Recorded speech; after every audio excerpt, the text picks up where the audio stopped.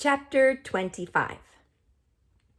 OMG, what a night! I still can't believe how everything turned out once the championship round began. That's when Mr. Kingsley explained. The questions this time will be a bit more difficult. Scoring, however, will be the same. The team with the best score out of 100 possible points will be our champion. He picked up the cards that contained the quiz questions and smiled. Here's question number 1. What is diplopia? A. Double vision. B. Left-handedness. C. A disease of the gums. D. A form of cancer. Oh boy, he wasn't kidding. This was going to be a killer round. I was sure the answer was A, though. Kind of.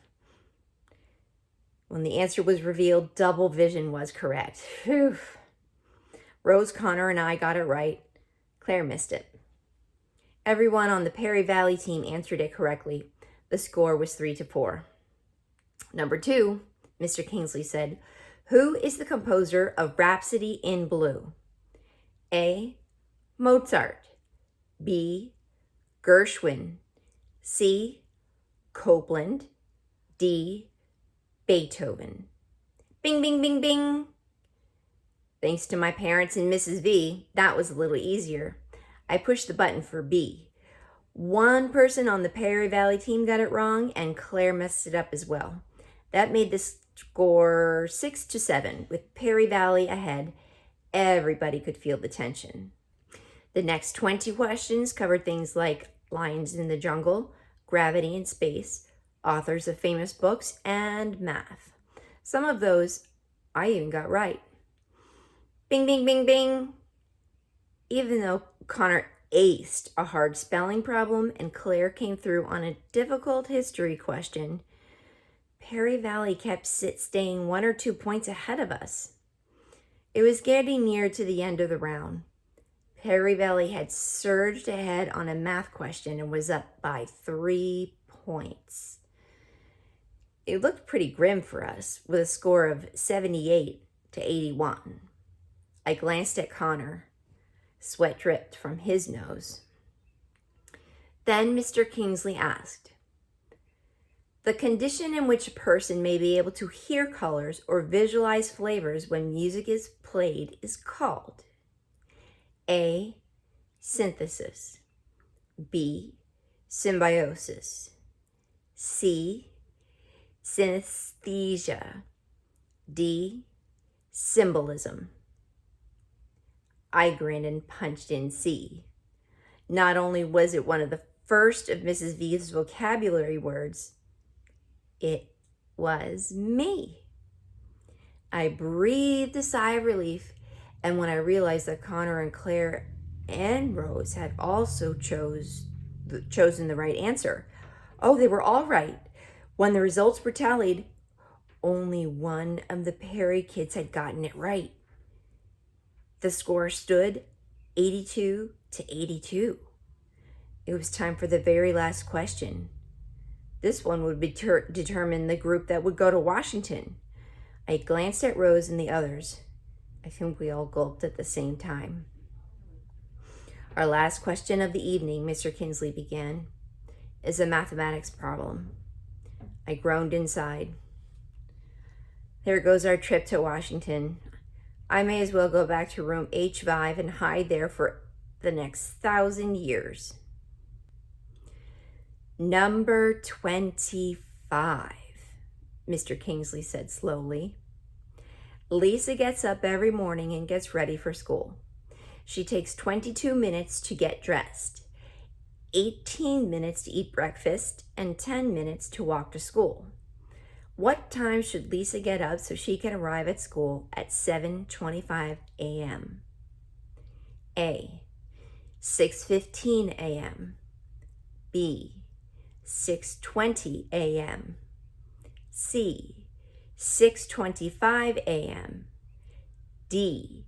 6:35 a.m. I need to add, then subtract. How do I subtract time? I need to see a clock. I'm getting all mixed up. Time is running out. I can't mess up now. I can't mess up now. It could have been C, but it might have been D. I thought a moment more and then I pushed D, feeling like I was going to throw up. The answers lit up on the screen. Everybody on our team had answered D.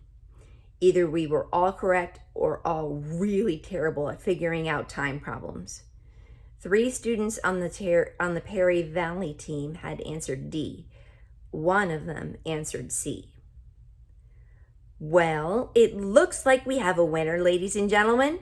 I'm extremely pleased to announce that the team that will represent us in Washington, D.C. this year, the team we hope to see on Good Morning America, with a score of 86 to 85 is, he paused for effect, Spalding Street Elementary School. I couldn't help it.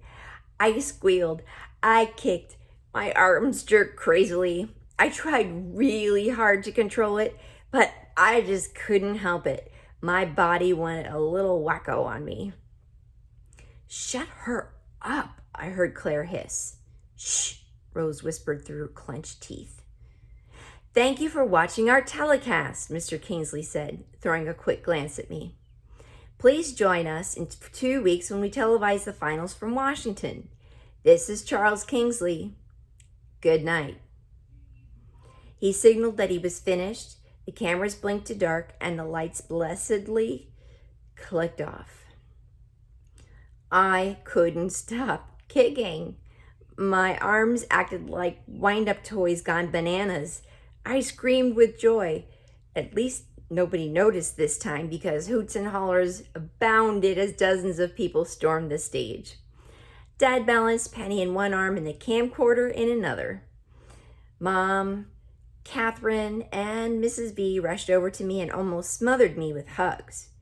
Mrs. V tried to look as if she weren't surprised, but her grin seemed to be permanently attached.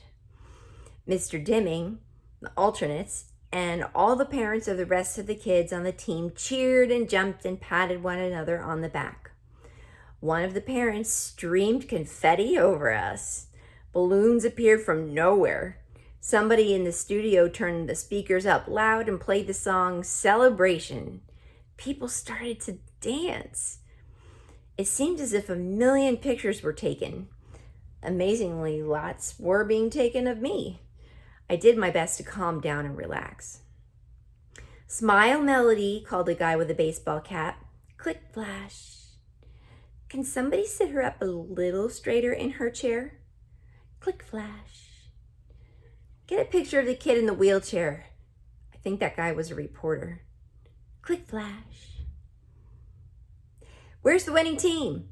Another reporter asked loudly. We want a team picture for the newspaper. Why don't you kids stand around Melody, okay? Now smile. Click, flash. I could barely see. Blue dots danced in front of my eyes. We want the winning team for a TV interview, someone else called out. Can we have them over here? People were shuffled around and a stagehand helped us set up. Connor, Rose, and Claire sat in chairs next to me. Amanda, Molly, Elena, and Rodney stood behind us. Mr. Dimming stood next to Rodney. I hoped that my hair looked okay and that I wouldn't look too goofy. The reporter silenced the crowd as the cameramen lined up and got into position. Good evening. This is Elizabeth Ochoa of Channel 6 News. I'm here in our studio as we speak to students from Spalding Street Elementary School, victorious members of the winning team of the Whiz Kids competition held here tonight. These are 8 of the brightest young people in our community who buzzed their way to victory tonight. Let's meet them. We'll start with the alternates in the back row and the youngsters who fill in should one of the team members not be able to participate. Please tell me your names and ages, she asked as she put the microphone in front of each student. Amanda Firestone, age 12. Molly North, age 11. Elena Rodriguez, age 12. Rodney Mosel, age 11 and a half. That got a laugh. Ms. Ochoa continued, and seated in front of me is the championship team. Please tell me your names as well.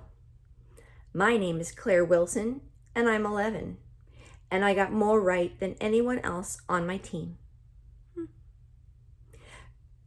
Good for you, Miss Ochoa said. I know you studied hard for this. The reporter moved quickly to Rose. And you are? Rose Spencer, age 11, Rose said, sounding shy. What stands out for you this evening? The reporter asked as the camera moved in closer. I was on last year's team and we lost by only a few points, so it's real exciting to win this time. I'm very proud of the team. Rose was beaming.